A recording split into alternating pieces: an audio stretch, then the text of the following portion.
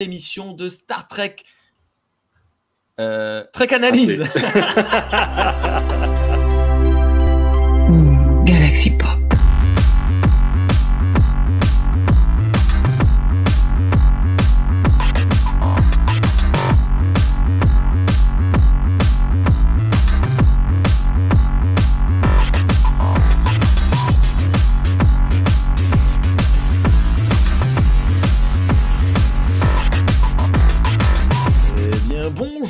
Bonsoir à toutes et à tous et bienvenue dans cette toute nouvelle émission de Star Trek. Trek Analyse. De Star Trek pour les nuls, Historia, je sais plus quoi. Trek Analyse, analysons la saison 3 de Star Trek Enterprise. Toujours avec Sean. Salut Sean, comment vas-tu? Coucou, ça va très bien. Hey. Tu as un très joli t-shirt Star Trek Lower Decks. Magnifique. Très cool. Oui, il a pris des mois à arriver. Il est sorti l'épisode où ils apparaissent dans Strange New World ou pas encore? Je sais pas. J'ai regardé l'épisode non. Strange New World. Et il j'ai pas encore regardé la reste. Je suis pas encore rendu là. L'épisode de la semaine dernière était un épisode humoristique, mais il n'y avait pas les personnages de Lower Decks dedans. Okay. J'avais de faux mentis à regarder avant. La vraie question, c'est est-ce qu'il était pas drôle, mais... c'est un très bon film à voir. Non, mais j'ai regardé la série. Ils ont fait une série The Full Monty. Oui. Même histoire. Pas du tout la même histoire.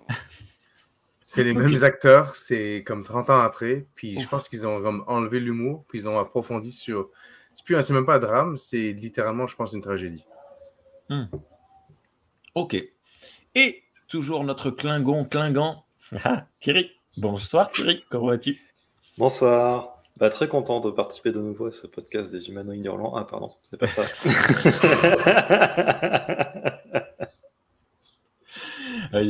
Dis-moi, ton Blood Wine, c'est du vrai Blood... Ah mais je t'ai déjà posé la question, non? Peut-être hors antenne, tu m'as posé la question. Mais, et je me souviens plus de la réponse. C'est du vrai Blood Wine? Oui, c'est ça. J'ai vraiment tué un targ et puis j'ai fait macérer son sang avec des bouts écrasés. Non, alors c'est un cocktail de mon invention. Oh.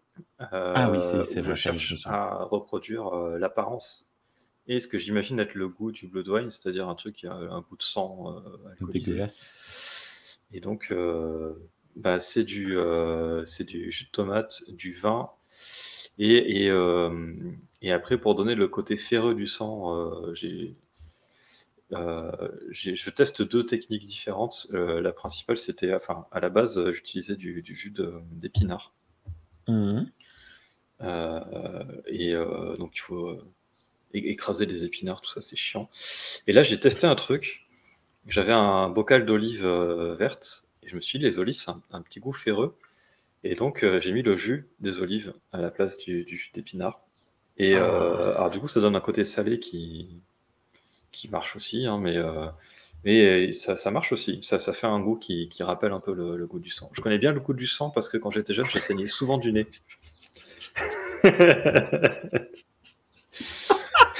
J'en reviens pas du tout. Ok. Donc là, dans le fond, tu as deux blood wine différents de l'hémisphère nord et de l'hémisphère sud en ce moment. Deux productions. Petite astuce, si tu veux donner un goût de fer et du fer dans ton truc, ce que je pense qui pourrait être cool, c'est tu gardes ta truc de sauce tomate, là, de jus de tomate et de vin, et tu mets un bout de métal pur et dur dedans, tu fais bouillir quelques heures, et tu le laisses reposer pour le boire froid. Et en fait, on fait souvent ça dans les pays sous-développés, dans les soupes, où ils mettent des petits poissons en métal ou des trucs comme ça pour redonner du fer dans le sang des personnes qui sont anémiées. Et du coup, ça donne un goût dégueulasse. J'ai pensé à mettre des clous rouillés, mais je pensais pas que ça donnerait le goût. Une maison va bientôt être en vente. Eh bien, ce soir, nous allons parler de la saison 3, de la saison 3, évidemment, de l'épisode 3 de la saison 3 de Star Trek Enterprise, Extinction, ou en version française Métamorphose, mais là pour le coup c'est l'inverse de la dernière émission où la version française spoilée. Ben là c'est l'inverse, Extinction. Pourquoi il s'appelle Extinction cet épisode? Oh, alors qu'en version française ça passe. Diffusé pour la première fois le 24 septembre 2003. C'est un épisode vachement pas aimé. C'est pas l'épisode le moins aimé sur les forums français, mais il fait partie du Worst 5 allègrement. Si, en fait, j'ai dit une bêtise. Sur Ultime Frontière, c'est l'épisode le moins aimé de la saison 3.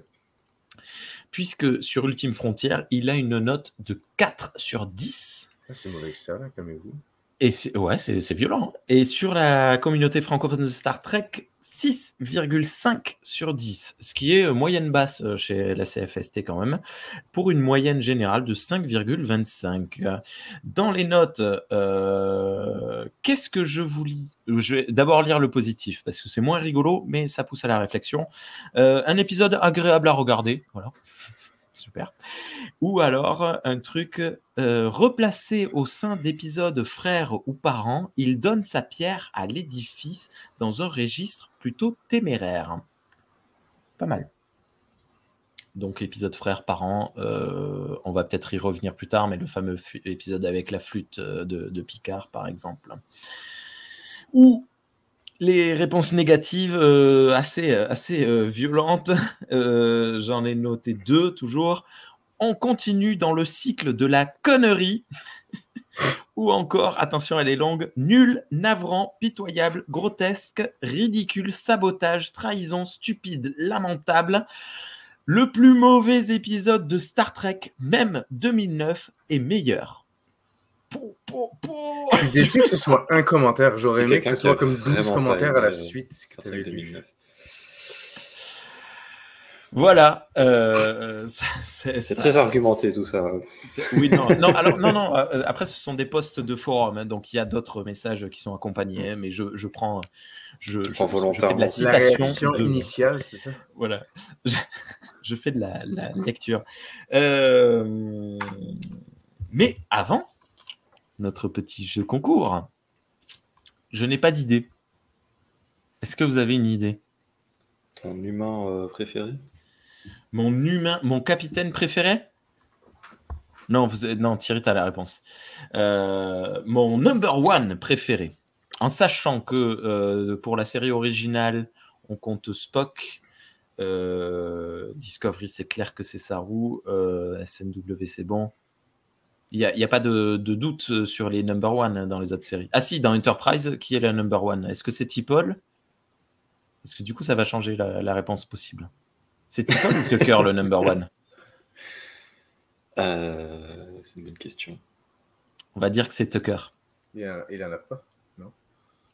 Non. Elle est comme officier. Bah, je pense que c'était pas. Hein. Parce qu'il fait un peu comme Spock, elle est comme officier scientifique. Parce que l'autre, il dans son moteur, là-bas, en train de se faire brûler les bras. Puis en plus, dans cette saison, c'est pas très clair. Hein, dans cette saison, c'est plus T'Pol, moi, j'ai l'impression. C'est une fugitive. Enfin, une fugitive. Oui, non, mais c'est un peu ça. Elle est arrivée sur Vulcain, elle s'est barrée avec eux. Elle a fait une Burnham. Sean, tu me dis qui comme number one? Préféré? Ouais. Je sais pas qui t'aime comme genre de personne. Je veux dire Riker. Je t'aime toi. Ouais, je sais, mais tu dis Riker? Non, très quand tu. Comment ça s'écrit Riker? R-I-K-E-R. C'est clair que c'est pas lui. Je sais même pas comment il s'écrit son nom. Et toi, Thierry? Bah, moi, je suis bien embêté parce que je voulais dire Riker parce que t'as de la barbe. Franchement, vous pouvez. Hein. Oui, mais elle est moins douce que la sienne. Elle est plus de rue. Non, mais vous avez le droit de mettre la même réponse la douceur de la barbe de Riker. C'est sûr que c'est pas de Chakotay son préféré. Ça se voit, il a une jolie... Ah non, c'est... Merde. Peut-être que c'est de Chakotay. Ouais. Il a une belle barbe. Tu vois qu'elle a l'air douce. Hein. Ouais. Enfin, je trouve. Du coup, je vais dire Trip Tucker. Tucker? Comment ça s'écrit, Tucker? Et Écrit merde. triple. Tucker. Bien, c'est parti. Scène numéro 1. Ouverture de l'épisode sur ce qui semble être un homme étrange vêtu de rouge qui court dans la jungle. Il a l'air poursuivi ou du moins fuyant quelque chose. C'est un non-humain. Comment est-ce qu'on dit j'aimerais, ouais, parce qu'à chaque épisode, je suis très embêté comme ça. Un extraterrestre, parce qu'il ne vient pas de la Terre, mais il y a des humains qui viennent pas de la Terre non plus. Peut-être pas à l'époque d'Enterprise. On va dire un extraterrestre. On va botter en touche. C'est un extraterrestre. On découvre ses poursuivants dans une erreur de grammaire cinématographique. On est à seulement 21 secondes. Quand on montre quelqu'un courir, si on veut montrer qu'il évolue, il va vers la droite. Si on veut montrer qu'il régresse, il va vers la gauche. Là, en l'occurrence, il est en train de fuir, donc qu'il aille dans un sens ou dans l'autre, c'est pas grave. Le problème, c'est que il arrive sur une scène depuis notre gauche. Il arrive vers le centre de l'écran, il regarde à gauche, il regarde à droite et il part vers la droite de l'écran. Et la scène où on montre les assaillants est en miroir, c'est-à-dire qu'ils vont depuis la droite vers la gauche, ce qui crée enfin, ce qui peut perdre le spectateur un peu attentif, ou la spectatrice un peu attentif. Juste la scène d'après, ils arrivent au même endroit, du coup ça repositionne à nouveau, mais c'est pas très bien pour un démarrage d'épisode, je trouve. Moi, au bout de 21 secondes, j'étais wow, qu'est-ce qui se passe? Ces poursuivants semblent porter... Attends, je vais réagir à ça quand même. Parce que toi, t'as rien vu. Alors déjà, oui. Et surtout, pour moi, c'est pas la grammaire cinématographique, c'est des conventions. Ouais. Et ce genre de convention, je vais donner mon avis dessus, il va être très simple. Voilà. Et pour les gens qui écoutent en podcast, vous pouvez imaginer le geste que je suis en train de faire. Voilà. Il a baissé son pantalon, il fait caca sur la caméra. Désolé, c'est le Wordex, c'est l'humour. C'est le Bloodwine qui fait ça. C'est le Bloodwine. Ça m'a pas dérangé, j'ai pas remarqué. J'ai pas été perdu ni confus. Ok. J'ai juste trouvé que la scène faisait panique. Ouais. On court dans tous les sens, les autres courent après lui, c'est la panique. La seule chose que je vois, c'est qu'ils ont un set où il y a 4 arbres, puis ils font semblant que c'est une forêt au complet. Oui, ils ont pas tourné dans les forêts canadiennes cette fois, ils ont tourné vraiment en studio. Que en studio. Mais un peu plus tard, on a une nouvelle scène de course-poursuite qui est mieux gérée, je trouve. La planète n'est pas entièrement bleue. Non. Comme dans Discovery, fait que c'est quand même un bon point. Pourquoi t'as pas aimé cette planète? La planète de Saru, tu veux? Non, pas de Saru. T'as pas aimé la planète bleue? Non. D'accord. Et la planète rouge dans Star Trek Into Darkness? Ça, je trouve ça sympa. J'ai bien aimé cette scène. C'est raciste, en fait, t'aimes le rouge, mais pas le bleu. C'est un peu... non, mais c'est-à-dire que dans Into Darkness, il y a une planète rouge, puis après, on passe à autre chose. Alors que dans Discovery, tout est bleu. Ouais. Tout le temps. Tout. Ah bon? Les planètes, les vaisseaux, les gens... d'accord, c'était pas juste cet épisode-là. Ah, d'accord, ok. Mais cet épisode-là en particulier est pas bon aussi. Mais ça aide pas. Non, l'épisode n'est pas bon. Bref, on arrête de tacler Discovery. On est en train de perdre des gens qui nous regardaient et qui aimaient bien Star Trek Discovery. Donc, les poursuivants de cet extraterrestre, non seulement ils courent dans la mauvaise direction, du coup, mais ils semblent porter des combinaisons hermétiques avec des lumières vertes partout. La proie, parce que ça en est une, du coup, chute et les poursuivants le rattrapent. Ils sont désormais 3 autour de lui et oh mon Dieu, ils le crament avec des lance-flammes. 49 secondes, je suis ultra choqué. Générique. Alors, moi, je suis ultra choqué, mais surtout parce que tu n'as pas fait la blague. Du coup, je vais la faire pour toi. Oui. C'est à ce moment-là qu'on comprend pourquoi l'épisode s'appelle Extinction, parce que le mec aurait bien eu besoin d'un extincteur. c'est du dark humour. Non, mais bref, et ce générique qui arrive, moi j'ai trouvé ça encore plus brutal parce que tu as une intro, mais une violence. Arrive l'affichage réalisé par Geordi Laforge. C'est bon, j'ai compris pourquoi l'épisode était aussi LeVar Burton, je cherchais son nom, et évidemment, il ne réalise que des épisodes extrêmement dark. notamment ceux sur TNG qui Je sont... pensais que tu allais le chier dessus. Je pensais que tu allais dire c'est pour ça que c'est mal réalisé. C'est le rapport. Bah oui, surtout qu'il a critiqué la réalisation de Sans l'intro. déconner. Alors, moi, oui, j'ai pensé Moi, pareil. Alors, ouais. alors, bon, je n'avais vraiment pas prévu d'en parler. Oui, je n'aime pas la réalisation de LeVar Burton, de manière générale. Et notamment dans les notes sur les forums de cet épisode, j'ai vu que les gens appréciaient sa réalisation. Il a des gimmicks, déjà, il fait des épisodes sombres et violents et bon, voilà, c'est un peu chiant. La musique d'un TNG qu'il choisit à chaque fois, enfin, je sais pas si c'est lui ou les producteurs qui l'a choisi, je sais pas exactement, mais c'est toujours un peu... moi, ça me plaît pas trop. Je suis désolé. En tant que personne, je l'aime beaucoup, notamment maintenant qu'il anime Jeopardy. Jeopardy qui anime Jeopardy, c'est rigolo. Mais en tant que réalisateur, je suis vraiment pas fan, désolé. Autant... Riker, j'aime bien, c'est réel, mais le VAR, pas tant. Désolé, je ne veux pas choquer qui que ce soit, on m'a forcé à dire cela. On engage. Je vous ai... tu mentionnes la musique. Oui. J'ai trouvé justement que dans cette scène, la musique faisait un peu Voyager. J'ai pas fait attention. J'ai un style de musique de Voyager. Tu sais, chaque série Star Trek a sa particularité. Ouais. Enterprise n'en a pas. À part son générique, il n'a pas de particularité. Enterprise est un espèce de melting pot des 3 séries qui viennent d'avant. Il essaye de recycler tout ça. Et là, il y a de la musique de Voyager. Style Voyager. Ok. Scène numéro 2. On ouvre avec T'Pol en peignoir dans sa chambre. J'ai des relents de la dernière fois. Trip la rejoint et lui offre des pêches.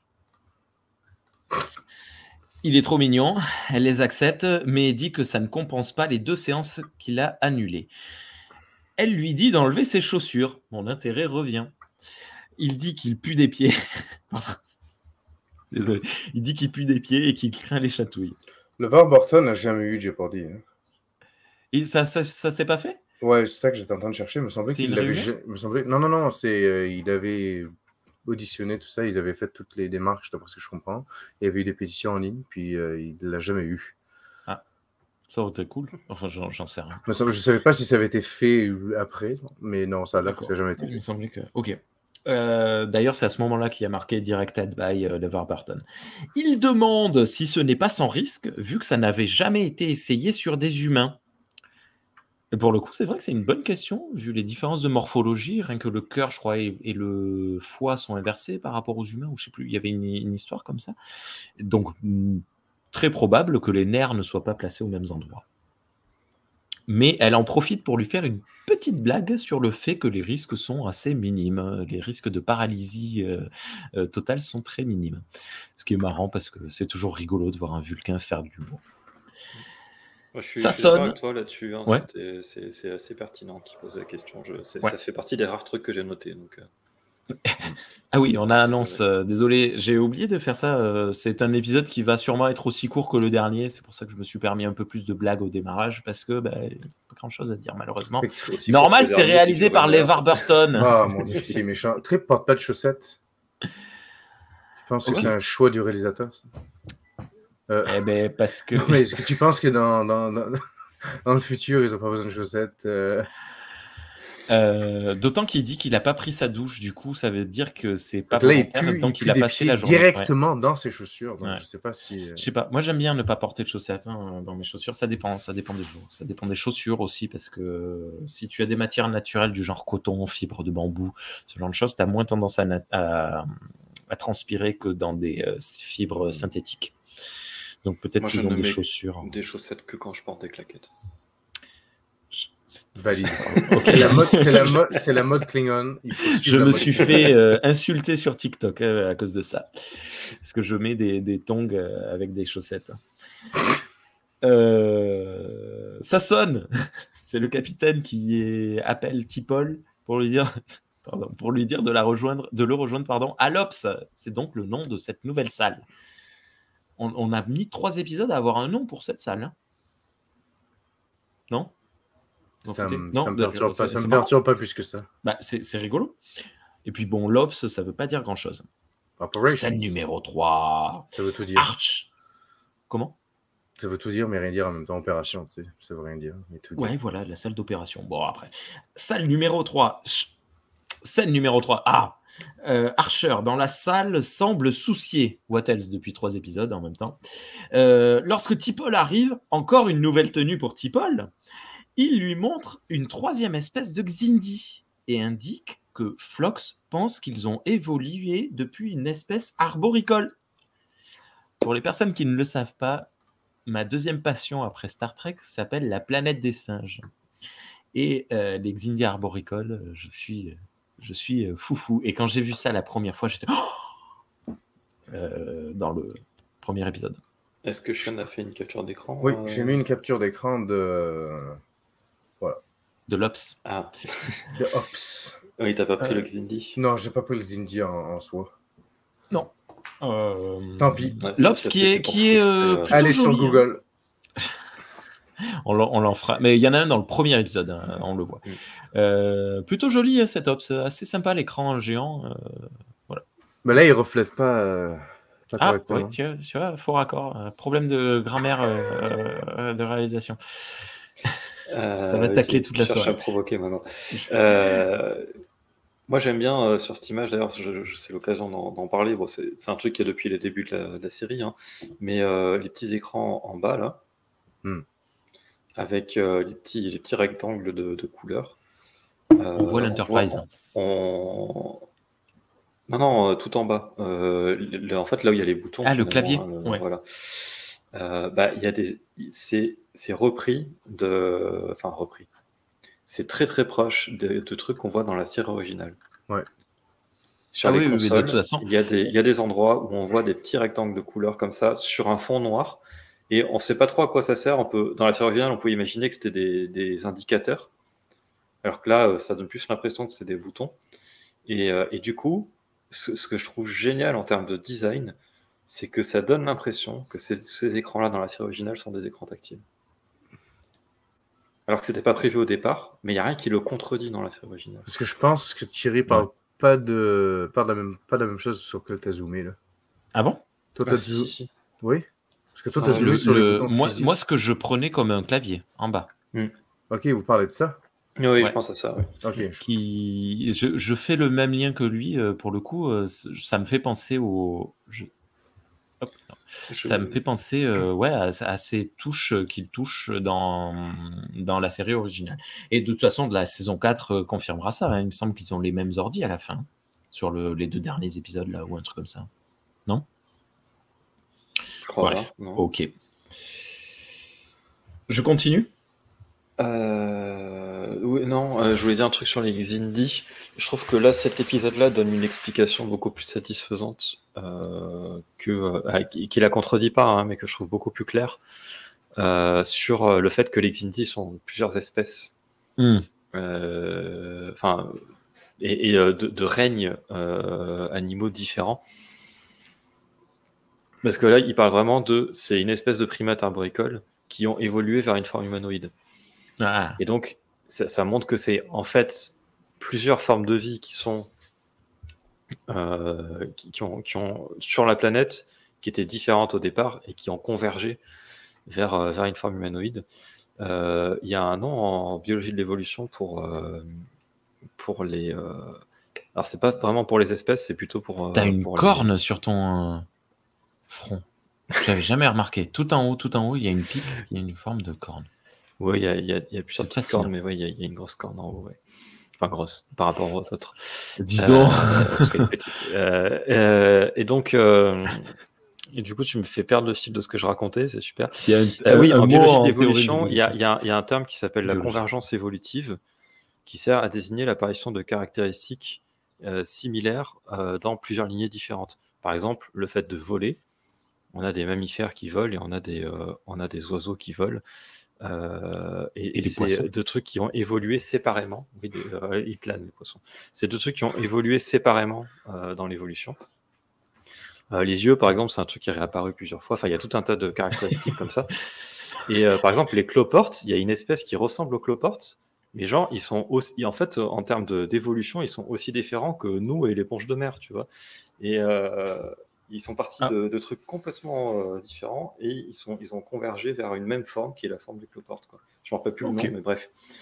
Et on sait depuis la nouvelle génération qu'il y a une espèce humanoïde primordiale qui a ensemencé la galaxie pour favoriser l'apparition d'espèces humanoïdes. Est-ce qu'il est canon cet épisode? Ben oui. C'est quoi cette question débile? Je vais pas répondre à la question. Je suis de bonne humeur ce soir. Je m'assure de c'est toi qui as vu du Bloodwine. Mais... Rémi, dès qu'il y a un épisode qui lui plaît qu'à moitié, c'est pas canon, on enlève ça. À la fin, il y a 3 épisodes. Du sens de se dire qu'il y a une planète où c'est arrivé 5 fois que des espèces deviennent humanoïdes. Ok. Et donc cette explication est plus claire et elle est plus convaincante que celle qu'on a vue dans les épisodes précédents. Donc je trouve que ça rattrape bien. Est-ce que les Andorian puis les Enar, c'est quelque chose de similaire? Attends, les Enar, tu sais, c'est les Andoriens tout blancs et aveugles télépathes. Moi, je croyais que c'était au démarrage, je croyais que c'était des Andoriens albinos. Ah oui. Non, je pense que les Enar, c'est vraiment une autre. C'est un peu comme l'homme de Flores ou l'homme de Cro-Magnon pour les Homo sapiens, quoi. Je pense que c'est un truc comme ça. Sauf qu'ils ne se sont pas fait massacrer, diluer. Ok. J'allais dire, mais fais gaffe où tu vas venir. Bref. Donc, retour à Archer qui, en croisant les cartes trouvées dans la base de données de l'épisode précédent, il a pu établir le parcours du vaisseau Xindi. Il compte amener l'Enterprise sur la dernière planète visitée. T'Pol lui dit que l'on n'a aucune preuve qu'il soit en lien, que ce vaisseau soit en lien avec l'attaque de la Terre. Il répond, on n'a aucune preuve du contraire. Ah. Le problème, c'est que sa remarque à T'Pol, elle n'est pas très pertinente. Parce que là, en l'occurrence, Archer, il ne veut pas les retrouver pour leur casser la gueule. Il veut les retrouver à recherche d'informations sur les Xindi pour retrouver la planète d'origine. J'ai pas compris pourquoi elle a fait cette remarque. Ok. Scène numéro 4. Ils avaient besoin d'une remarque. À la limite, tu vois, si Archer avait laissé sous-entendre « je veux les retrouver pour leur casser la gueule », elle aurait pu dire « attendez, ça n'a pas de sens, machin, on cherche les Xindi, pas un vaisseau Xindi ». Là, j'aurais compris. Mais là, tout ce qu'il dit, c'est on sait d'où est-ce qu'ils viennent. J'aimerais qu'on aille sur cette planète pour obtenir des infos. Peut-être que c'est parce qu'elle pense que le détour vaut pas la peine, qu'elle préfère qu'on avance puis qu'on... qu'on avance vers où? Hein? Qu'on s'enfonce. On s'enfonce dans le... non pertinente, non logique, cette... Peut-être que ce qu'elle veut dire, c'est que s'ils n'ont pas été impliqués dans l'attaque, ils n'ont pas d'infos sur l'attaque. C'est peut-être juste mais on s'en fout. Ils cherchent la planète. Ils cherchent pas la... Oui. Enfin, bref. Scène numéro 4. L'Enterprise arrive sur place. T'Pol, encore dans une nouvelle tenue. Super classe. La tenue blanche. Attends, je crois que tu as... Ah mais non, c'est spoil. Après un scan, indique qu'elle ne trouve pas de forme de vie humanoïde. Mais Reed, lui, trouve une structure métallique. Il pense que c'est un genre de véhicule. Aucun signe de vie dans les 30 km aux alentours, mais Archer décide d'y aller. Scène numéro 5. Dans la navette qui les mène sur place se trouvent Archer, T'Pol, Reed et Hoshi. D'ailleurs, on voit que la navette est toute petite, toute restreinte. J'aime bien à chaque fois qu'on les voit dedans. Ils trouvent un endroit où se poser. J'aime bien ces plans qui rappellent à quel point c'est exigu. Oui, tout Enterprise, de manière générale, rappelle à quel point c'est exigu au démarrage face à la grandiosité que sera TOS et encore plus loin TNG. Scène numéro 6. Dans la jungle, l'équipe avance de nuit. Pourquoi ne pas avoir attendu la journée? Il trouve un genre de très vieille navette tombée là il y a 2 semaines. Donc, c'est pas un genre de très vieille navette, c'est moi qui me trompe. Il trouve dedans des traces Xindi et établissent que la navette est clairement Xindi d'après les relevés. Archer confirme puisqu'il l'a vu, cette navette, dans la base des données. Oshi trouve le corps calciné du début et un autre est à côté. Ce ne sont pas des Xindi. Tiens, Reed a de la fièvre. L'équipe se sépare. T'Pol a je ne sais pas quoi qui lui arrive. Ses veines sont toutes bleues et provoquent des ondulations, comme des ondulations sur son visage. C'est là qu'on a une photo, je crois. Ouais. Des ondulations sur son visage que j'ai perdu. Elle retourne voir Reed qui, oh mon Dieu, s'est transformé en crapaud avec des dents. Archer, de son côté, commence à onduler et a les yeux qui bleuissent. Alors qu'il semble souffrir, on a un zoom très intéressant sur ses organes internes. On voit que son cœur se développe très étrangement. Est-ce qu'on a une capture pour ça ou pas? Ouais, j'ai failli, mais non. Ah. J'ai failli faire mon travail, mais je ne l'ai pas fait. Ouais, mais écoute, j'étais comme je l'ai loupé, puis ça a continué, je dis tant pis. C'est fini. J'avais une chance. C'était très cool ça. On a rarement ça. Quand on l'a, c'est souvent cheap, c'est souvent pas beau. Et là, j'ai trouvé que c'était cool. C'est ce zoom, pam pam, et redézoom. Et le truc le plus similaire qu'on ait dans Star Trek à date, je pense, c'est dans Voyager. Le docteur, il crée comme une représentation 3D du corps de quelqu'un. Des poumons pour... Ah non. C'est carrément le corps au complet, je pense, de quelqu'un de Kim, je sais plus. Puis on voit, tu sais, il enlève les couches, il enlève la peau, il enlève les... Je m'en souviens plus. Ouais, il enlève... on voit les organes, on voit le squelette, etc. Ok. Ouais, c'est cool. Je sais plus où j'en suis. On voit que son cœur se développe étrangement. Ça n'est trop. T'Pol appelle l'Enterprise. Oh mon Dieu, l'équipage est perdu. C'est Mayweather au siège de capitaine. Elle demande une équipe de sécurité, mais s'arrête car le capitaine commence à agir très étrangement, comme un genre d'animal qui parle une langue inconnue. Il l'attaque. Elle l'assomme avec son phaser on stunt. Pas le temps de respirer, c'est une Oshi transformée qui l'attaque au corps à corps. T'Pol va parvenir à la maîtriser, mais Archer se relève et Reed arrive. T'Pol prend la fuite, mais chute et s'évanouit. C'est très angoissant comme démarrage d'épisode. Percutant, non? Efficace? Très rapide. Très rapide. Et après, je trouve qu'on revient sur quand même un grand classique de Star Trek. Hein. Il y a plein d'épisodes comme ça, notamment dans la série originale, mais pas que, où ils arrivent sur une planète, ils n'ont rien détecté sur les scans de dangereux, donc ils y vont sans scaphandre, tranquille, et puis en fait, il y a un truc qui les touche et ça leur fait des choses qui va lancer l'intrigue, quoi. Ok. On est dans du très classique pour du Star Trek. Et c'est bien, ça fait une respiration dans la saison et dans l'intrigue sur les Xindi, même si ils ont trouvé un petit moyen de relier le truc. Mais globalement, on sent qu'on va être sur du Star Trek. Voilà. C'est ça qu'on appelle un épisode filler?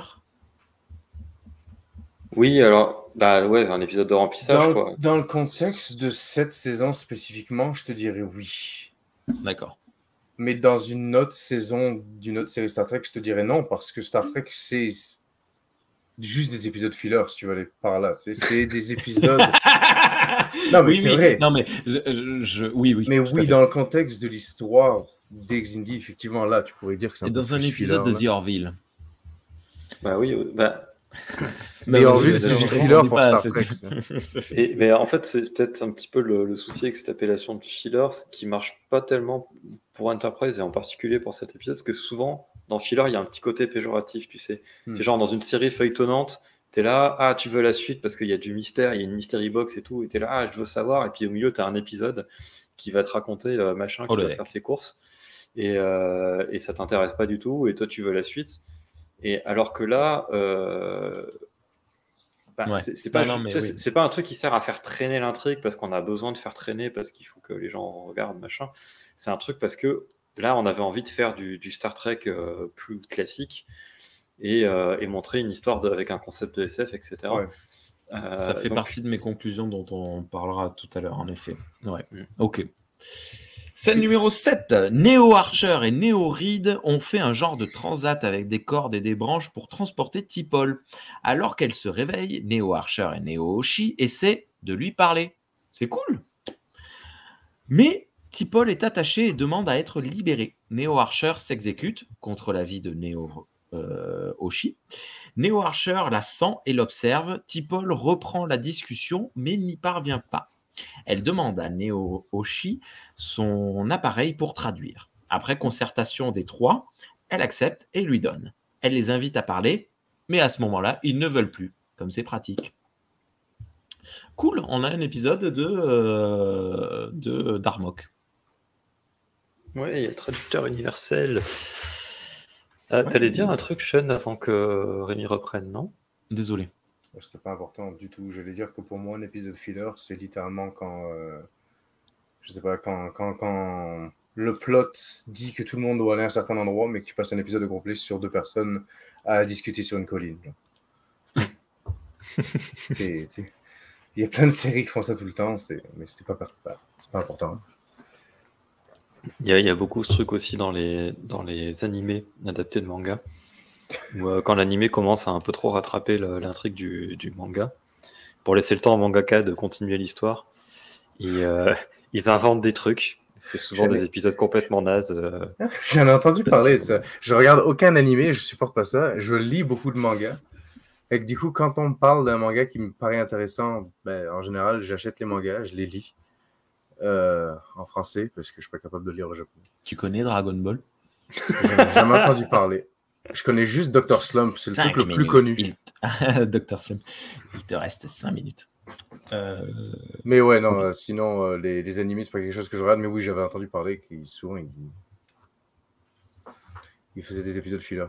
Ouais, c'est le temps de des saisons entières qui sont des fillers. Ils inventent une saison comme ça, où il se passe rien d'intéressant, parce qu'ils attendent que le manga soit fini de dessiner, quoi.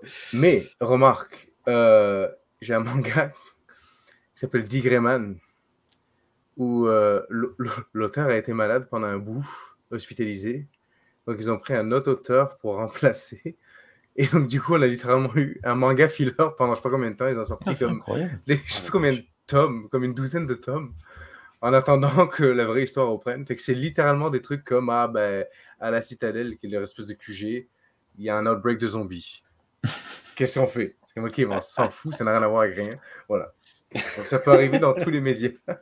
Ah, c'est cool. C'est bon, je continue ou vous voulez parler Scène numéro 8. À bord de l'Enterprise, une équipe rare et intéressante, composée de Phlox, Trip et Mayweather, discute dans l'Obs. On voit rarement ces trois-là ensemble. Ils ont trouvé la signature de 4 humanoïdes et confirment qu'un des 4 est bien Vulcain. Phlox comprend rapidement que les 3 autres ont été réellement... Oh là là, mes notes, ça va pas. Ont réellement été changés physiologiquement et attribue cela à l'étendue delphique. Trip décide tout de même d'y aller. Scène numéro 9. Attends. Pardon, oui. J'aime bien le fait que Phlox se trompe. Parce que c'est pas lié à l'étendue delphique, en fait. C'est une spécificité de cette planète. Et j'aime bien parce que son erreur est logique. C'est-à-dire que, vu les anomalies qu'ils ont rencontrées, il pourrait se dire... genre, il y a un mec qui son visage a été totalement tordu, alors ça se trouve les organes aussi, machin, enfin, tu vois ce que je veux dire. Tout à fait. Pourrait perturber les bioscans. Voilà. Et donc, les personnages dans Star Trek peuvent se tromper, ils peuvent dire des trucs qui sont faux. C'est une théorie et c'est tout à fait acceptable. Ouais, en effet, je suis d'accord. Désolé, je montre sur la vidéo l'image de Neo Archer en train de sentir T'Pol qui se laisse bien docilement faire parce qu'elle sent que si elle bouge un peu trop, elle va se faire tabasser. Scène numéro 9. Neo Archer parle et comprend, c'est bon. Mais Neo Reed dit qu'ils vous doivent trouver un certain Urquat. T'Pol essaie de leur faire comprendre que le docteur pourra mieux leur expliquer la situation qu'elle, mais eux parlent de souvenirs perdus. Voyant qu'elle n'obtiendra rien d'eux, elle accepte de chercher Urquat avec eux. Oui, on n'en sait rien sur Urquat, c'est pour ça que j'ai marqué que c'était un certain, parce que moi j'étais certain que c'était une personne. Scène numéro 10. Neo Reed, après un saut et une escalade d'arbres dignes des meilleurs primates, trouve des noix de coco de l'espace. Neo Oshi en ouvre un. Dedans, il y a des vers de terre de l'espace. Ah. Neo Reed est pas content car Neo Archer lui a piqué le truc. Bagarre. Vous êtes prêts? Baissez le son. Neo Archer plonge. Non, merde. Ah, raté. Neo Reed plonge sur Neo Archer qui échappe la noix de coco. Les deux sont à terre. Neo Reed se relève avec la noix de coco dans la main, mais Neo Archer attrape le poignet de Neo Reed et l'envoie virevolter ailleurs. Coup de poing dans l'arrière du crâne de Neo Reed qui tape au sol immédiatement. C'est terminé. Abattant devant la puissance du mal alpha. Neo Archer ouvre la noix de coco de l'espace et la propose à T'Pol qui décline poliment. Neo Reed quémande gentiment à manger et Neo Archer, dans sa grande mansuétude, lui donne ce qu'il reste de la noix de coco de l'espace. Quelque chose à dire? C'est cool? C'est dégueulasse comme scène. Meilleure scène de l'épisode, j'ai trouvé. Les vers de terre, là, les espèces d'asticots qui trempent dans du lait de coco ou je sais pas quoi, c'est dégueulasse. Donc c'est un fruit ou c'est un œuf? Oui. Non, moi je pense que c'est un fruit qui est juste parasité par des larves. Ah, ok. Ouais, ça a du voilà. sens. Ça. Et je trouve ça marrant qu'ils mangent des parasites. Tu Pas des crois que c'est parasites. ça? Pas forcément Ouais, des ça- parasites, mais en tout cas. Non, mais ça a du sens. Ça a du sens que ce fruit-là se fait infecter. Et au final, eux, ils mangent ça. Plutôt que de manger le fruit, ils mangent les larves. Tu sais. C'est dégueulasse, mais ça a du sens. C'est original, je trouve que c'est une idée C'est que. hyper Voilà. protéiné. Et d'ailleurs, Ouais. on a un rappel un peu plus tard. C'est vrai qu'au barbecue, ça passerait peut-être mieux. Scène numéro 11. À bord d'une navette, Tucker et les Delon cherchent un endroit où se poser. Apparemment, ils ont de nouvelles tenues. Tu as mis une photo. Voilà, la navette. Qu'est-ce que tu voulais montrer avec cette navette? Rien. La navette qui cherche. la navette qui cherche. La navette qui cherche par-dessus la planète. Non, c'est parce que on monte pas assez. Ben, je trouve que. Il y a quand même des effets spéciaux qui sont pas si mal de temps en temps. Là. Oui. Je trouve que la navette et le vaisseau en soi, c'est tout à fait acceptable pour l'époque où c'est sorti. Tiens, d'ailleurs, ça me fait penser que justement, c'est peut-être l'occasion d'en parler vite fait. La téléportation dans Star Trek, au départ, c'était une astuce pour faire des économies. Ouais. Parce qu'il fallait que les personnages puissent aller visiter des planètes sans avoir à montrer une navette spatiale qui descend, qui atterrit, machin. Et en fait, une fois que ça a été mis en place, à partir du moment où on allait vers le futur, tu pouvais plus te dire maintenant on a le budget pour faire atterrir des navettes, donc on va faire atterrir des navettes tout le temps, et ça aurait aucun sens en se disant que la technologie de la téléportation existe. Et donc je trouve ça cool qu'Enterprise profite du fait d'être une préquelle, et que la téléportation est pas aussi sûre, entre guillemets, parce que vu tous les accidents de téléportation qu'il y a, bref, il y a quelques-uns. aussi sûr que au 23e et 24e siècle. Du coup, on y va à fond, on en profite, on a du budget. En plus, il y a la 3D qui permet de faire des économies.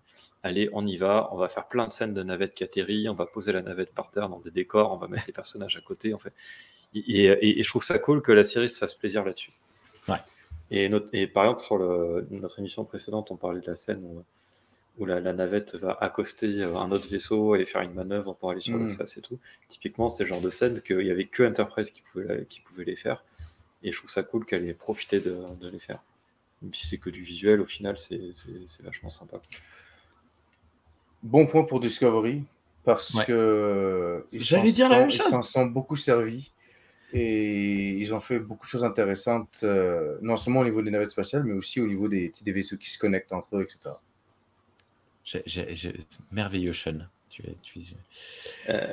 coup, je suis désolé, je voulais pas en parler, mais Discovery, ça passe très très peu de temps avant la série originale, donc ça marche moins comme excuse. Ouais, mais tu vois, ils peuvent faire des trucs avec des navettes. Par exemple, la scène où, dans l'origin story de Star Who, moi je trouve ça cool qu'elle arrive avec une navette au lieu de se téléporter sur place, Georgiou. C'est-à-dire que Discovery aussi fait des choses où il se passe quelque chose sur le vaisseau, puis il y a deux autres personnages ou un groupe de personnages qui s'en vont avec une navette loin. Du coup, souvent, ils ont comme une excuse pour mettre des gens dans une navette. Mais même de manière, je trouve que le style de Discovery, comme il est quand même plus proche d'Enterprise que ce que c'est proche de la série originale visuellement. Puis, mais oui, en tout cas, pour moi, c'est un bon point pour Discovery. Ok. Scène numéro 12. La navette est repérée par l'équipe de T'Pol. Tucker et Célone démarrent l'exploration vêtus de tenues isolantes. C'est malin. Phaser sur stunt, surprenant parce que on a Tucker en chef d'équipe. Pourquoi c'est pas Reed? Ah, je vous en pose une. Ils sont me souviens observés même plus par. des grades des personnages, moi. Alors, Mais c'est pas une question de grade. Reed, c'est l'agent de sécurité. Est-ce que Reed est affecté? Ah ben oui. Ah bah, oui. C'est une meilleure explication. C'est la meilleure explication. Voilà. Pourquoi on n'y a pas pensé, je sais pas. Oh, quelle honte. La question est quand même pertinente. Pourquoi Trip est parti sur la planète? Il n'y a plus personne en charge de ce vaisseau, là. Parce que c'est le number one. Il aurait pu envoyer... je sais qu'il veut faire les choses lui-même, il aurait pu envoyer une équipe, mais bon. Ouais, tant qu'il n'envoie pas Mayweather, ça me va. Phaser sur stunt, HD. Ils sont observés par Neo Archer, dont on a le point of view, le POV. Non, c'est pas la bonne photo. Hop là, tac. Très joli POV, qui semble être un genre de vision nocturne. Tucker est à 2 mètres de lui, mais malgré son scan, il ne le voit pas. Un des Lone passe près de Neo Reed. C'est l'occasion pour lui de se venger de l'épisode précédent. Il lui saute dessus. Pourquoi est-ce que j'ai dit ça? Qu'est-ce qui s'est passé? Ah ben oui, quand il n'était pas content que les Lone... oui, ça c'était dans le premier épisode. Ok. L'autre Lone voit courir Neo Oshi et lui tire dessus. Tucker retrouve le Lone KO par Neo Reed et tire sur Neo Reed, le mettant également KO. C'était sans compter sur Neo Archer qui, tel un raptor, attaque par le côté, hop, avec un gros bâton. Vous savez, c'est petite maline. Vous savez, dans Jurassic Park, ça m'a fait penser à ça. Dans le film Jurassic Park, il y a un raptor qui est face au chasseur qui attire le truc pendant qu'un autre raptor. Eh bien, ils sont 2 lorsqu'ils te machin truc. Bon, bref. Il attaque donc avec un gros bâton. Il fissure même le casque de Tucker tellement il frappe fort. T'Pol arrive à temps pour le sauver et explique à Neo Archer qu'ils sont amis, mais Neo Archer s'enfuit, normal. T'Pol ordonne à Tucker de ramener Neo Reed à bord et de le soigner. Elle compte rester sur place. Ce qui va créer un problème un peu plus tard. Scène numéro 13. À bord de l'Enterprise, Neo Reed pète un câble dans une cellule. Observé via des caméras par Phlox et Tucker, Phlox explique la cause de la transformation par un virus mutagène transformant tout humanoïde en une autre espèce. Les cellules des Vulcains, semblent bloquer la transformation. Il peut en faire un vaccin, mais a besoin, comme par hasard, de son ADN direct. Tucker est rappelé à la passerelle. 2 vaisseaux viennent d'arriver. Les vaisseaux me rappellent les Hammerhead de Star Wars Knights of the Old Republic. Là, on a, avec ce virus, on a aussi un concept qui va plus loin là, mais qui prépare aussi un truc qui va se passer en saison 3. En saison 4.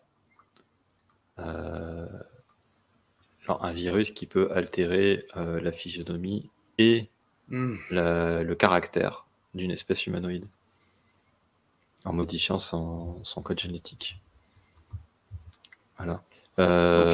Vu qu'on va pas l'aborder parce qu'on se concentre sur la saison 3, c'est évidemment le fameux virus augmente, donc qui va faire que les Klingons vont se retrouver avec le front lisse et à être des gros lâches tout le 23e siècle. Et qu'on verra ça en saison 4. Voilà. Ils ne sont pas lâches. Sauf ceux qui ressemblent à des xénomorphes. Oui. Alors ça c'est non mais il faut pas parler de ça parce qu'après moi j'en dis du mal et j'ai pas envie de me concentrer sur le négatif. Ouais. On continue. Et là, non, on utilise la question utilise par contre parce que c'est sur la saison 4. Alors, je pense pas qu'ils avaient anticipé à ce moment-là qu'ils allaient faire ça en saison 4. Peut-être que si, mais en tout cas, ça a introduit le concept Et je sais pas, je trouve ça cool. Voilà, vu le niveau des personnes qui travaillaient à ce moment-là depuis une dizaine d'années sur Star Trek, possible qu'ils se soient dit, tiens, on avait une idée à un moment, attends, voyons voir. Machin. C'est limite un trope, je trouve, d'utiliser à nouveau les Vulcains et leur physiologie tellement incroyable qu'ils résistent à tout. On a même un comic book où Spock résiste au Borg, hein, tellement il est surpuissant parce qu'il est à moitié Vulcain et humain. Bon, je suis d'accord avec toi, mais ils ont 2 aliens à bord de ce vaisseau dans cette série-là. Donc, comme Phlox reste dans son coin là, tout le temps, il faut qu'ils se servent de T'Pol, puis il faut qu'ils se servent de l'excuse du Vulcain. Mais s'ils avaient eu quelqu'un d'autre, je pense qu'ils auraient utilisé quelqu'un d'autre. Après, c'est juste que c'est redondant, quoi. C'est toujours Spock qui résiste à tout. Oui, c'est un grand classique de la série originale, quoi. Ouais. Puis ils nous font ça avec Data aussi un peu dans la nouvelle génération. Oui, mais Data, tu vois, c'est un robot. Donc... Sauf quand ils sont tous bourrés. Le vaisseau, le Hammerhead, ça vous l'a pas fait? Vous n'avez pas pensé au Hammerhead de Star Wars? Non? Bon, tant pis. Vite fait.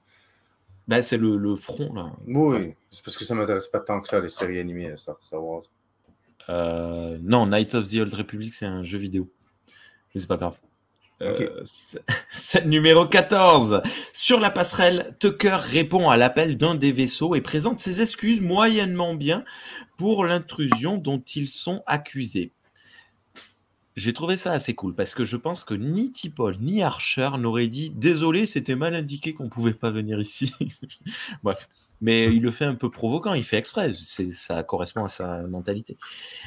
Ça, assez cool. Oui, bon, Archer, il aurait dit je vous emmerde, moi j'ai torturé un mec à l'épisode précédent, vous allez pas me faire chier maintenant. Ouais, mais un an plus tôt, il aurait dit oh, désolé, vraiment. Le mec en face annonce que l'Enterprise est en quarantaine et qu'il va être arraisonné. Tucker est pas content. Coupure pub.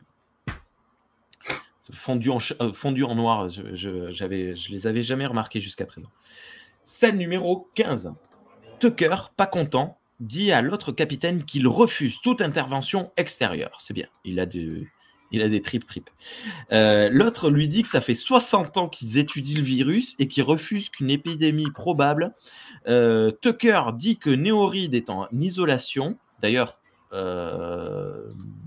il donne son nom. Enfin, tu vois, moi j'aurais plutôt dit mon agent ou notre... je sais pas, tu vois, il y a un truc. Mais l'autre reste ferme sur sa position. Tucker s'agace et dit qu'il est OK pour parler, mais que si l'autre force, il va lui coller la main dans la gueule. Sympa cette nouvelle espèce qu'on rencontre. À nouveau, un front étrange. Bon, rien de particulier. On ne sait même pas le nom ni du mec ni de l'espèce, mais bon, on ne sait même pas son grade, on ne sait pas si c'est lui le capitaine. Bon, voilà.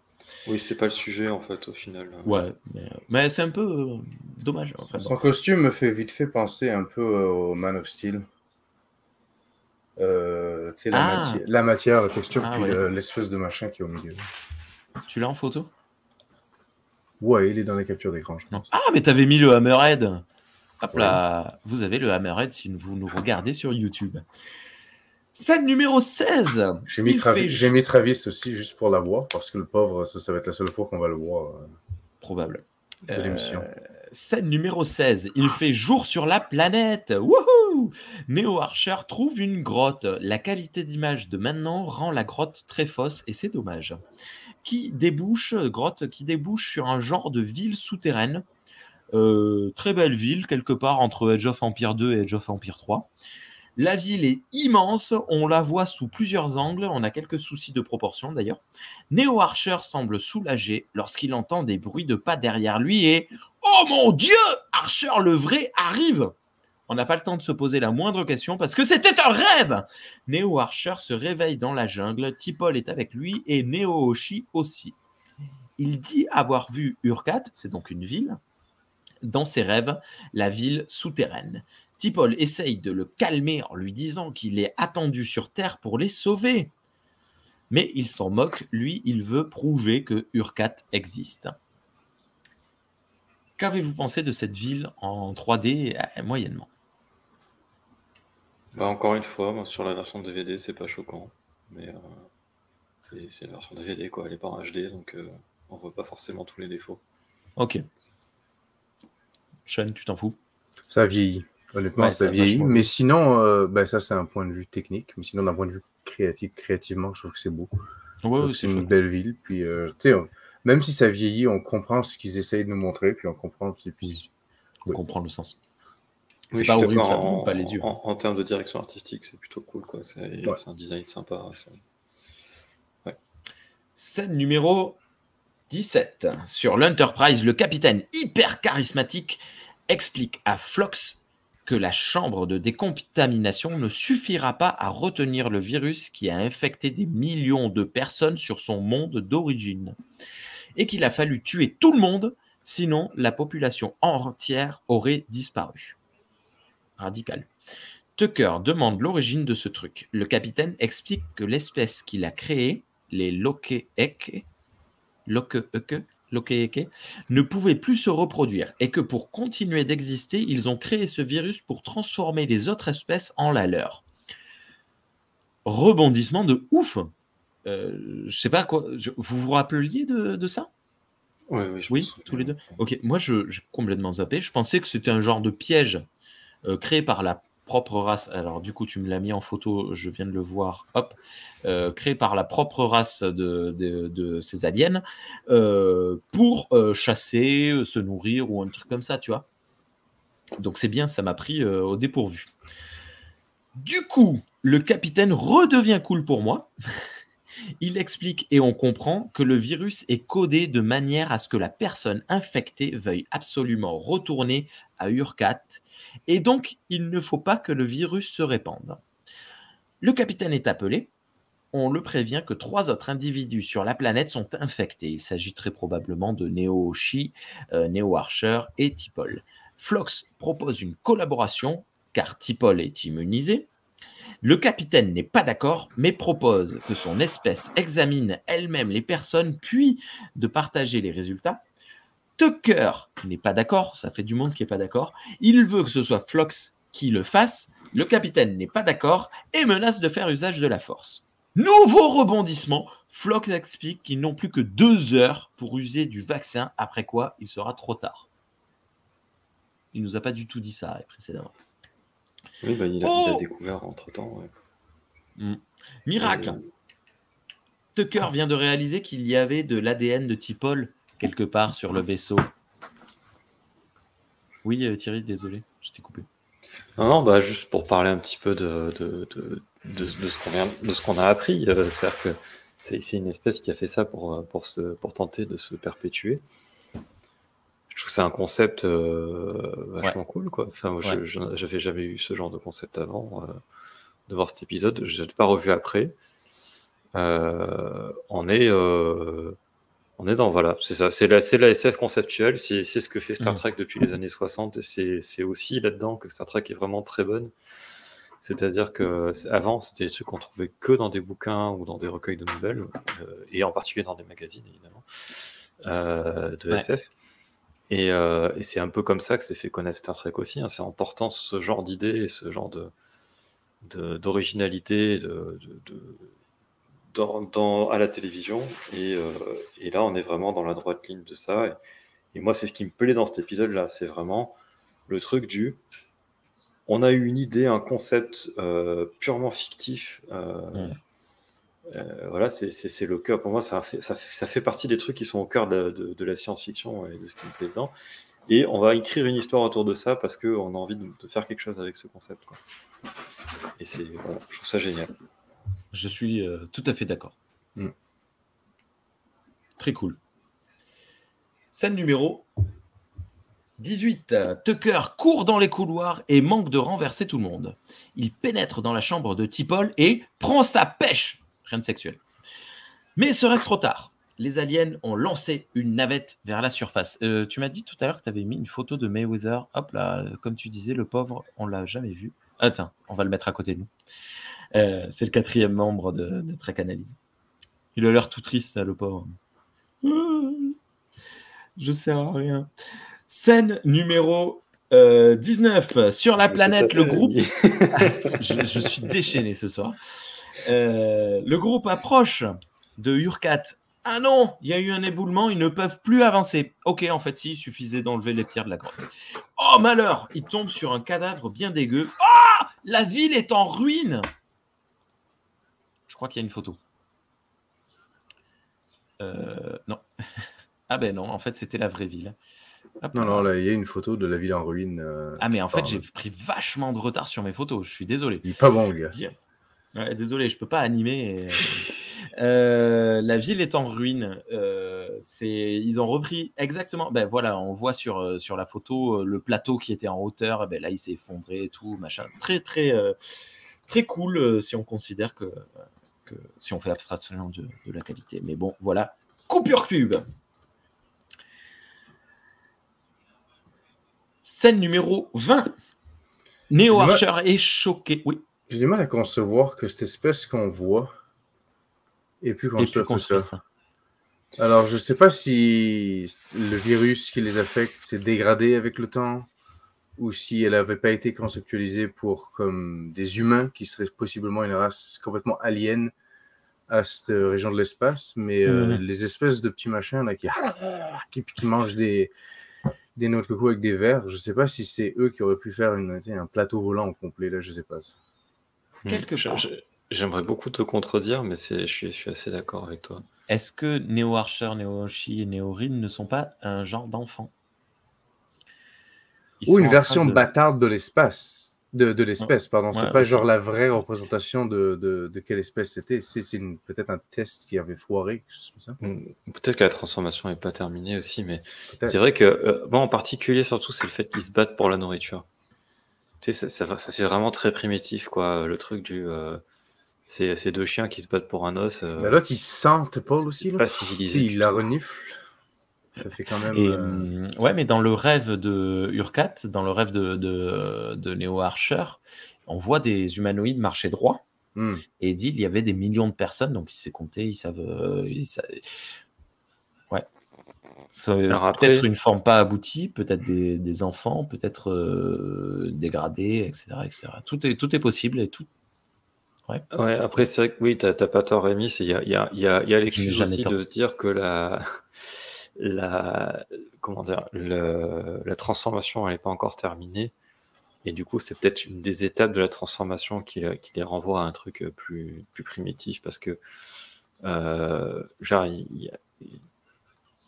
ils sont sur une sorte d'instinct dans le sens où genre, la mémoire, c'est stocké dans...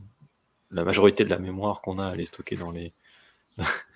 dans le cerveau, quoi, dans les connexions synaptiques, et pas dans le code génétique. Et là, eux, ils utilisent du code génétique pour créer de la mémoire, donc on est plus sur de l'instinct que sur de la vraie mémoire. Et donc c'est peut-être pour ça qu'ils reviennent à un truc plus instinctif et plus primitif, quoi. Ouais, c'est possible. Nous n'aurons malheureusement jamais la réponse alors là, jamais. À cette question, parce que scène numéro 21, petite course-poursuite calme dans les dédales de la grotte. Grosse... Ah mais non, j'ai sauté une scène. Scène numéro 20, pardon. Neo Archer est choqué, Neo Oshi aussi. T'Pol essaie de calmer Neo Archer en lui disant que sur l'Enterprise, on pourra savoir ce qu'il s'est passé. Elle n'arrête pas de le saouler avec ça, il doit en avoir tellement marre. Mais la conclusion est assez irréfutable. Quelqu'un a tué toutes ces personnes. Mais qui pleure Neo Archer? Alors que Neo Archer s'en prend à T'Pol, quelqu'un approche. Le groupe s'enfuit alors que des mecs en scaphandre sont là. Ils reçoivent pour ordre de récupérer la Vulcaine, mais de tuer les autres. Scène numéro 21. Petite course-poursuite calme, donc, dans les dédales de la grotte. Grosse bagarre, mais chaotique, j'ai pas envie de la commenter. Neo Archer s'en prend à un des gars et le bastonne assez violemment, c'est très brutal. T'Pol et Neo Oshi maîtrisent le deuxième gars. T'Pol retient Neo Archer, empêche Neo Archer de tuer, ou du moins de fissurer le scaphandre du premier. Le groupe s'en va alors que le mec se réveille avec un trou dans sa combi. Aïe! Et deux autres gars arrivent et le brûlent au lance-flamme! Aucune chance. Même pas 3 secondes de réflexion. Blam. The Last of Us. C'est là que tu te dis que s'ils crament toutes les personnes potentiellement infectées qu'ils trouvent, ils n'ont plus vraiment l'occasion d'étudier le virus et un vaccin. Mais ils ne cherchent plus. Hein. Je pense clairement, ça a été une décision. Mais je pense qu'il y a eu une décision qui a été prise dans les premiers mois de ne pas faire de recherche. Ils étaient comme fuck off, on va tuer les gens. Voilà. C'est très Klingon comme solution, et encore une fois, ça renvoie à la saison 4. Ça me rappelle un petit truc qui s'est passé. Scène numéro 22. Sur la surface, le groupe arrive à sortir. Je n'ai pas noté la moitié des mots. Le groupe arrive à sortir de la grotte, mais est arrêté par les scaphandriers. Ça bagarre et T'Pol est éloigné du groupe. Les lance-flammes sont prêts à rugir. Oh mon Dieu! Tucker et les deux Lone se téléportent directement sur la surface. Piou piou, papa! Les aliens sont tous KO. Tout le monde monte à bord de la navette et c'est parti, on rentre à la maison. Victoire. Ah non, les deux Hammerheads sont très près de l'Enterprise. T'avais mis une photo. J'ai mis une photo, j'ai mis celle-là, puis j'ai mis aussi la prochaine, c'est la téléportation. Ouais. On la voit pas souvent. Ah, c'est cool, hein, le scaphandre des mecs. Hein. Et la téléportation. Oui, alors ça, c'est génial, parce que du coup, Enterprise nous a déshabitués à la téléportation. Et donc et on s'y attend pas. Je me rappelais plus qu'ils le faisaient, et du coup, j'étais super surpris. Et j'étais là, ils se sont téléportés. C'est-à-dire qu'ils ont pris le risque, avec tous les dangers que ça comportait à cette époque-là, de se téléporter pour aller sauver leur capitaine mutant. Et c'est trop cool, quoi. Et ça marche super bien, je trouve, en termes de dramaturgie. Ouais, tout à fait d'accord. Scène numéro 23. Sur le pont, Tucker appelle Mayweather à la place du capitaine, reçoit pour ordre de dire à Phlox d'aller en décontamination et de faire partir l'Enterprise en warp fort. Distorsion 4. Dès que la navette est à bord, et ce gros con déloge le pilote pour prendre sa place. Il donne pas l'ordre. Et il a un pilote sous ses ordres. Il est censé attendre que... Bon, bref. Nul. Mayweather, nul. Mal écrit, ce personnage. L'Enterprise s'en va, mais est poursuivi par les autres. Méchant. Alors qu'il s'enfuit, bang, bang, les Hammerheads tirent. Ils appellent et ordonnent l'arrêt de l'Enterprise, refusant les explications de Tucker. Heureusement, Archer et Hoshi arrivent. Wouhou, victoire. Phlox dit que le vaccin fonctionne. On a une photo de la tête de Archer. Bam. Tucker dit qu'il serait ravi de partager le vaccin, mais que ce ne sera pas possible si le vaisseau est détruit. You don't say. Il balance un truc. L'implication physique, quand tu essayes de mettre ça comme dans ta tête, comme si ça existait dans la vraie vie, d'avoir tous tes organes qui se modifient, puis qui se changent, puis qui poussent, puis qui... Et après que tu te refasses ça dans l'autre sens, ça doit être... Honnêtement, le gars, il devrait être au lit pendant des mois, tu sais. Ouais. Oui, ça, c'est un petit truc. Mais après, dans le space opéra audiovisuel, en général, il y a toujours ce genre de truc, c'est que les modifications physiques vont toujours beaucoup trop vite, en fait.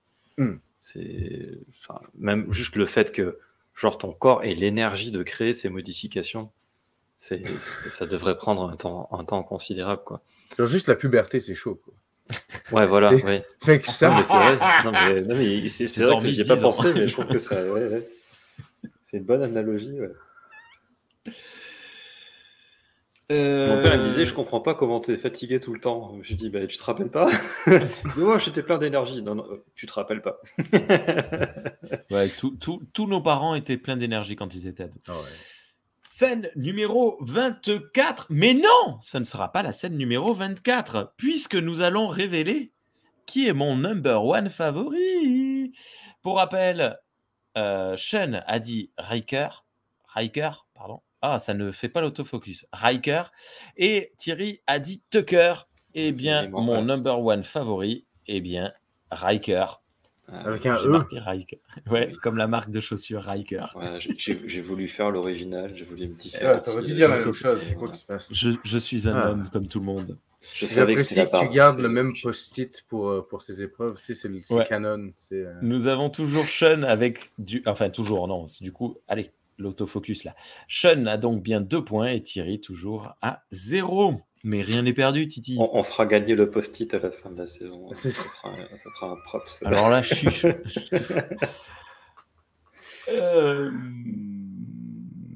Scène numéro 24. Journal de bord du capitaine. Toujours cette gimmick de n'avoir qu'un seul journal de bord par épisode. Ça me plaît, moi, ça j'aime bien. Enfin, j'aime bien quand il y a plein de journal de bord, hein, c'est pas ce que je veux dire, mais de garder cette idée de n'en faire qu'un seul, soit en entrée, soit à la fin dans Enterprise. Enfin, dans cette saison du moins. Le vaccin a été donné. On espère qu'ils l'utiliseront à bon escient. On espère ne pas trop galérer à se ressentir humain à nouveau. Épilogue, Reed a mal au ventre et ne digère pas la nourriture du chef. On est dans l'infirmerie. Phlox lui propose de manger des larves, ce qui me fait rigoler. Blague. Ouais. À ce moment-là, le capitaine entre dans l'infirmerie. C'est blague parce qu'en plus, Reed, je crois je sais plus s'il dit oui ou s'il dit un truc du genre ouais, pourquoi pas. Hein. Enfin, il n'a pas l'air fortement contre. Archer propose à Reed un jour de repos, ce qu'il accepte. Et ça, c'est cool. Parce que on aurait pu faire ouais, non, je suis un bonhomme. Mais quelle feignasse, c'est pas possible. J'ai quand même marqué. Je suis vraiment un patron. Phlox montre au capitaine ce qu'il reste du virus mutagène et propose de le détruire. Et on a une photo. Mais non! Archer n'est pas d'accord. Les aliens vont probablement le détruire de leur côté. Or, ce virus a été créé pour préserver, pas détruire. Si les humains sont dans l'étendue delphique, c'est pour empêcher les Xindi de détruire l'humanité. Qui serions-nous si nous en faisions autant? Le docteur met alors le flacon du virus dans une boîte. Fin de l'épisode. Je reviens sur la fin de l'épisode après, peut-être parce que je pense que vous avez sûrement des choses à dire sur ce virus et cette décision de Archer. Oui, j'ai un truc à dire avant. Oui. Sur la scène d'avant. Il y a une critique en fait, le fait que Phlox ait trouvé le remède et que le remède fonctionne, tout ça. Tu sais, notamment s'il n'y avait pas eu la scène dont j'ai parlé tout à l'heure, où ils crament leur pote juste sur la présomption qu'il pourrait être infecté, ce qui montre que vraiment il recueille aucun échantillon pour faire de la recherche ou quoi que ce soit. On pourrait se dire, attends, les mecs, ça fait combien ils ont dit? Ça fait 60 20 ans. 60 ans. Puis ça fait 60 ans qu'ils sont face à ce virus. Phlox, il arrive en 5 minutes. Oh, c'est bon, j'ai un vaccin. Non, attends, gros coup de bol pour Phlox, il a le sang des Vulcains. Voilà, donc ça, il y a ces deux raisons-là. C'est-à-dire qu'il y a le fait que, effectivement, ils n'avaient pas de Vulcains sous la main, parce qu'il n'y en a pas dans l'étendue delphique. Enfin, sauf ceux qui, on verra plus tard. Qui ont la peau à l'intérieur. Oui, c'est vrai, il y a ceux-là aussi.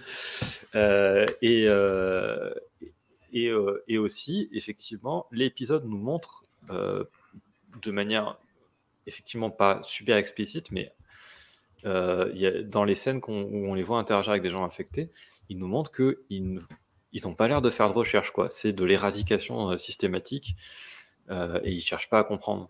Et donc ça explique aussi pourquoi après tout ce temps-là, ils n'ont toujours pas trouvé de remède. Donc il y a deux cliquets qui font que ça fonctionne, alors que ça aurait pu paraître complètement artificiel autrement.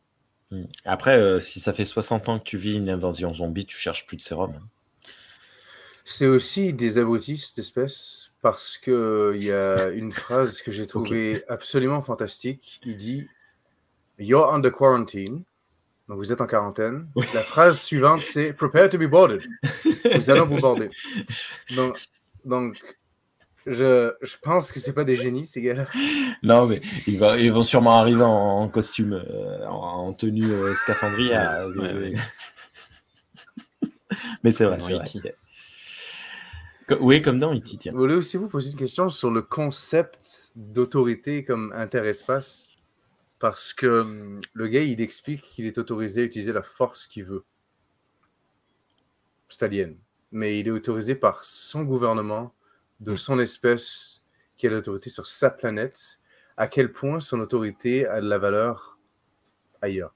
Ah ben, après, ça dépend. On ne sait pas Parce comment que fonctionnent toi, les... si tu es un Français en France, tu as une autorisation, mais ça ne veut pas forcément dire que tu as le droit de conduire, etc., dans un autre pays. C'est pas obligatoirement. Tu sais. Le souci, c'est que cette planète n'appartient plus à personne.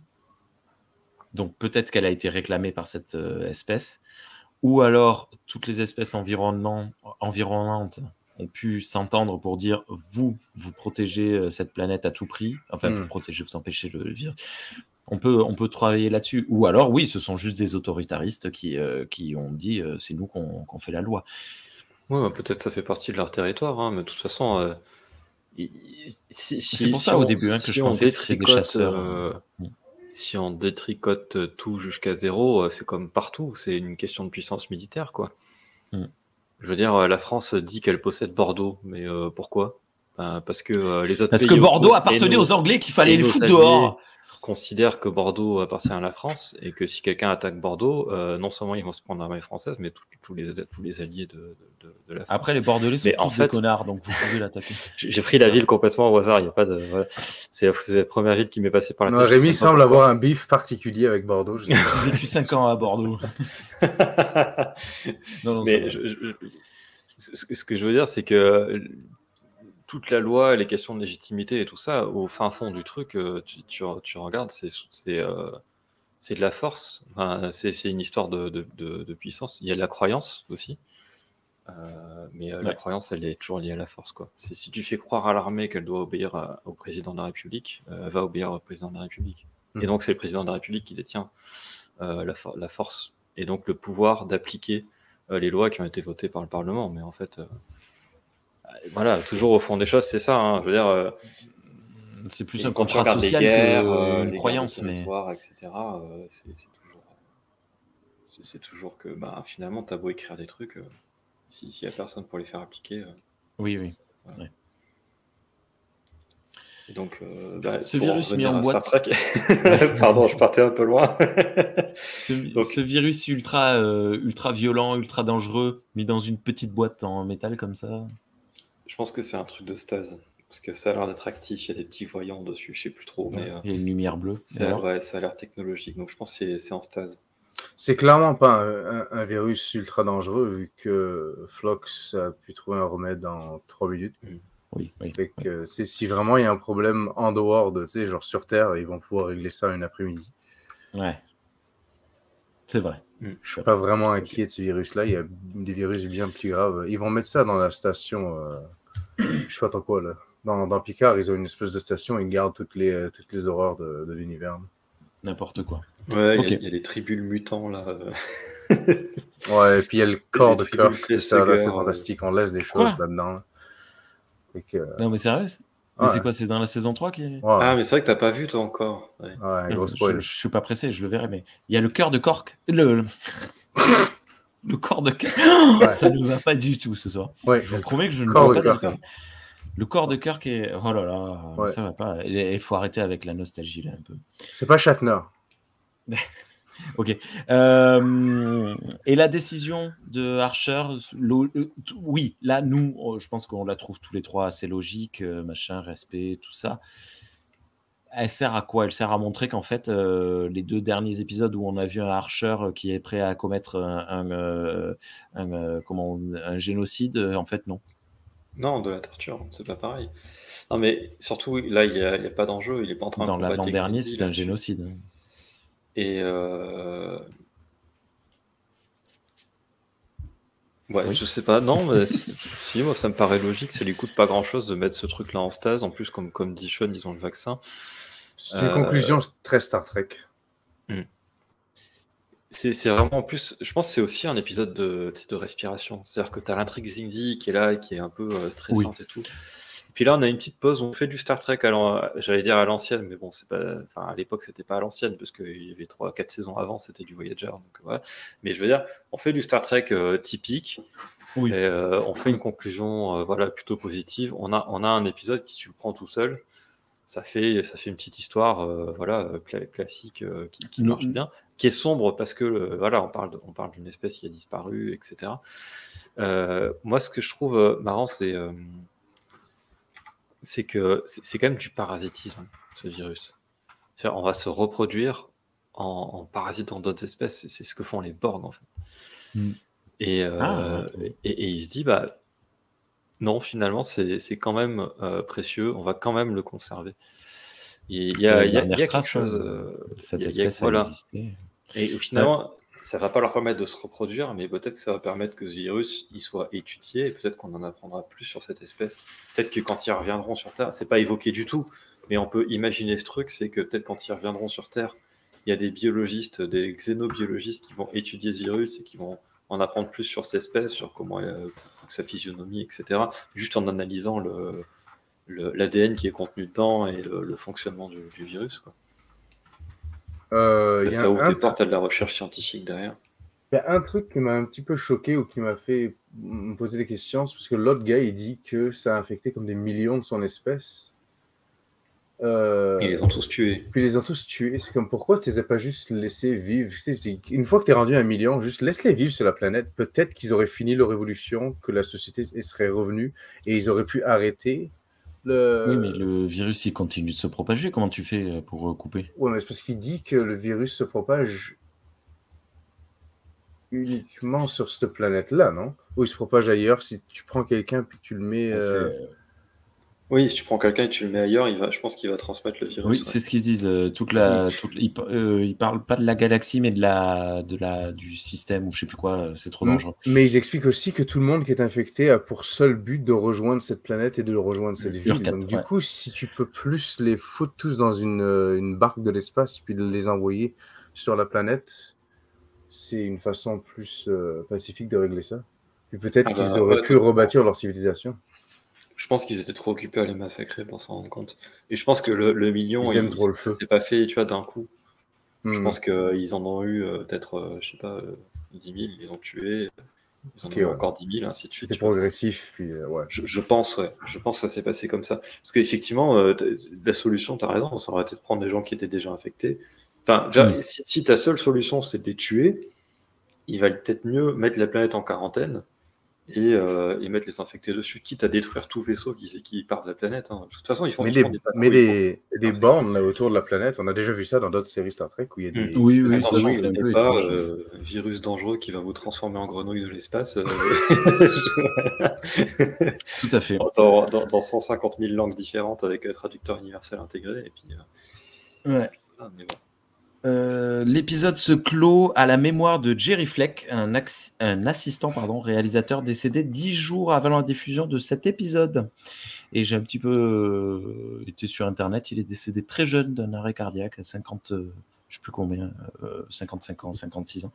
Et j'ai oublié son nom, l'acteur qui joue Archer, Scott Bakula, a dit que c'était une de ses personnes préférées sur les tournages. Voilà. C'était un épisode un petit peu mou, peut-être. Manquait un peu d'action. Pourtant, par rapport à l'épisode précédent, là, tu as fait une séquence commentateur de catch. Ouais, j'étais de bonne humeur. Mais l'épisode précédent, les bastons, elles étaient c'était très découpé et c'était bam, bam, bam, c'était fini. C'était du le précédent épisode était plutôt cérébral, montrant la détermination de Archer, être ébranlé. Là, on le montre très gentil, mais je pense que c'est une question de production pour garder du positif au visionnage. Donc, je rejoins ce que tu disais, Thierry, et ce que Sean disait. Je pense que nous sommes tous trois d'accord. Et voilà, c'est terminé pour l'épisode Extinction. Anomalie. C'est un épisode qui a un fort concept, je trouve, mais qu'en exécution, au final, ça aurait pu être retravaillé un petit peu. T'as un exemple de ce qui aurait pu être mieux fait en exécution? Tourner en décor réel, déjà. Non, je sais pas, je trouve qu'on aurait plus approfondir sur l'espèce qu'il y avait avant, dans le fond, l'espèce qui a créé le virus, vraiment pourquoi, puis comment le virus fonctionne, puis on aurait plus approfondir sur les autres là, qui les exterminent. et savoir aussi si c'est quelque chose qui est assez répandu ou si c'est vraiment juste cette race-là qui ont eu un problème avec eux. Ou si c'est quelque chose qui a affecté comme une région de l'espace un peu plus grande. Moi, j'aurais préféré vraiment me lancer là-dedans. Vraiment essayer de découvrir ça, tu sais. Puis moi, j'aurais pris plus de temps aussi. Je trouve que la transformation a été vraiment radicale, rapide. Puis après, ça s'est arrêté. On n'a pas le temps de...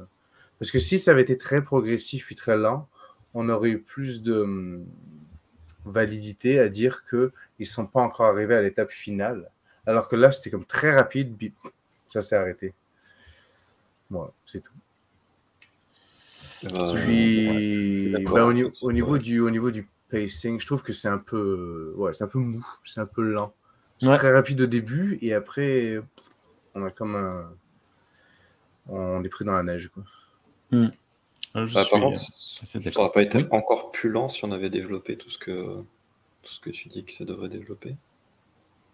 Peut-être, mais si tu avais réussi à expliquer un peu le backstory de cette race-là, un peu genre l'autre race en même temps, ben, ça aurait peut-être fait beaucoup de choses à expliquer en même temps, mais je sais pas. Et après, je suis d'accord, ça aurait été intéressant que ce soit plus développé. Donc, ouais, je pense que tu as quand même raison là-dessus. Je sais pas les solutions là. Je pense qu'il aurait peut-être fallu que ce soit un double épisode si on avait voulu développer tout ça. Ça aurait pu marcher. Voilà. Mais c'est vrai que sur un épisode, je pense qu'ils ont fait ce qui était possible de faire tout en ayant avec un réalisateur comme LeVar Burton qui connaît pas la grand-mère. Non, mais ça suffit. Ça aurait même pu prendre, honnêtement, on aurait même pu... Parce qu'il a dit, j'en ai rien à foutre, je suis punk. Fuck your convention. Voilà. Non, on aurait même pu avoir techniquement un débat ou un argument entre, du coup, Archer puis les autres qui, eux, ils veulent détruire. Archer, il dit non, tu sais. Ils ont... on a le droit de les respecter, ils ont le droit d'être respectés. Mais ouais. Un petit... un acte manqué, c'est ça? Ouais, ok. Bon, ben merci en tout cas à tous les deux. Je me tourne vers vous, auditeurs, auditrices, spectateurs, spectatrices, et je vous invite, s'il vous plaît, à nous dire si vous avez apprécié cet épisode, à nous liker, commenter, partager, etc., etc. Merci, Sean, pour ta participation. À très bientôt pour la suite. Au revoir. Et merci, Thierry, pour ta participation. À très bientôt pour la suite. Avec plaisir. Et merci aussi. À bientôt. Ciao. Hop là. Je sais jamais poser le